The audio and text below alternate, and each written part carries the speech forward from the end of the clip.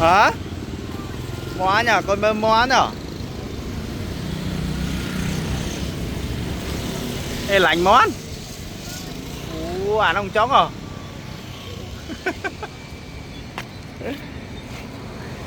nhai món món ăn à đấy món ăn hả món ăn à đó hả món tía rồi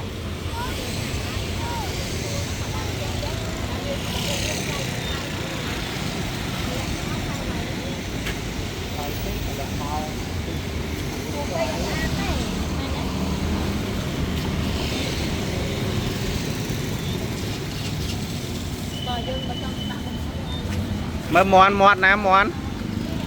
mà mọt về lại nè mọt mọt về chặt co lại nè mới bài coi xí mấy hả